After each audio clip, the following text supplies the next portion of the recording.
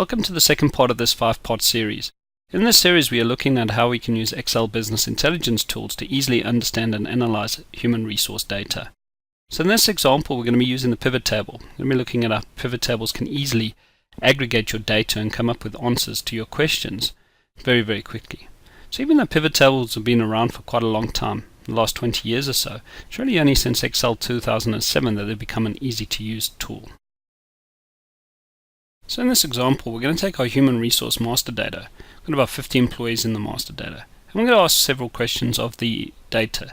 Questions such as how many male, female by gender, how many people by department, how many people by age groupings. As you can see on the screen, there's a number of different questions that we'll be asking. And we're going to finish with putting together an interactive dashboard that we can use. Okay, so we're going to start off with our employee master data here. So here's a spreadsheet of data in a table format that you're probably used to seeing in Excel.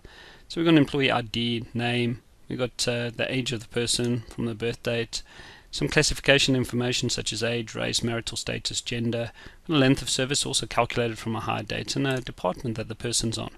So as we said, there's a number of different questions that we may want to ask of our data.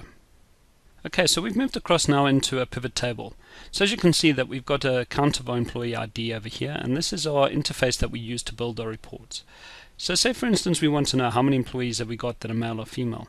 As you can see, we're very much just going to use a drag and drop type of interface here to be able to answer these questions. So we're going to take our gender field and we're going to look at our count of employees, and now it can tell us that we've got 21 female employees and 29 male employees.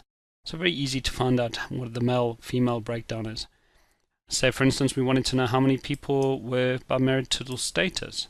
So again we can see 23 people are married and 27 people single. If we want to break this down say by department, we could put our marital status, let's put that into a column, we can see count the number of people, and now we could use say for instance our department field over here. So now we can see how many people by marital status by department. You may want to see this by gender, for example, so we can just bring across our gender. So as you can see, it becomes very quick and easy for me to be able to take our 50 employees and start to break it down and ask different questions. You may also be interested to know what is the percentage breakdown here. So we got so many females, so many males by department over here, and we got totals. No problem, we can quickly ask a question such as what is the percentage breakdown, and now we have it by percentages. So we can now see that out of the total population of 50 people, 6% are female and work for the finance department.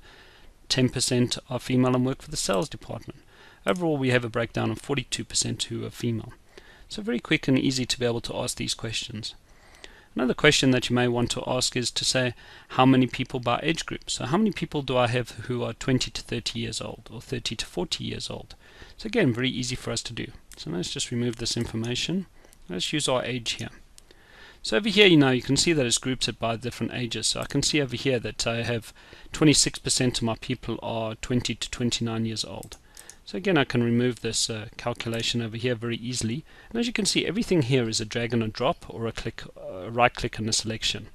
Very easy. And again we can break this down say by gender if we want to see how many people are 20 to 29 years old and female. So 4 people are 20 to 29 years old. Again we could also ask the length of service question. So again if we wanted to see how many people have say worked from 0 to 2 years is 9 people. 3 to 5 years is 13 people, 6 to 9 years 13 people, and again we could see this say by department if we wanted to. So we can see in finance for instance we have 4 people who have worked from 0 to 2 years. So again it's very easy for us to answer these questions. Okay, we've now moved across into a dashboard view. What I've done here is I've just brought together a number of pivot tables. So I've created 4 pivot tables. So I've got a by gender, a by race, by years of service, and a by age group and gender options. And as you can see I've got my 50 employees and it's showing me 50 employees.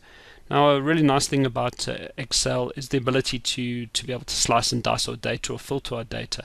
So over here we've got something called a slicer.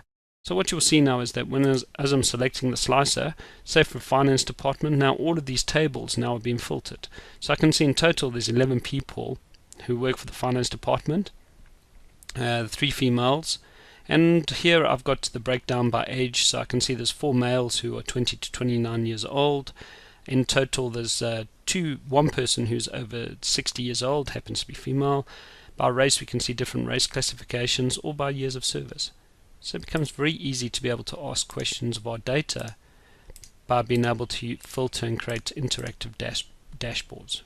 Thank you for taking the time to watch this session on Excel PivotTables. I hope this has given you an indication of what you can do with your human resource data. Please take some time to go and check out our websites, msexcelpowerbi.com or excelbusinessintelligence.com, and have a look at also our online and classroom training that you'll find there. Thank you very much for your time.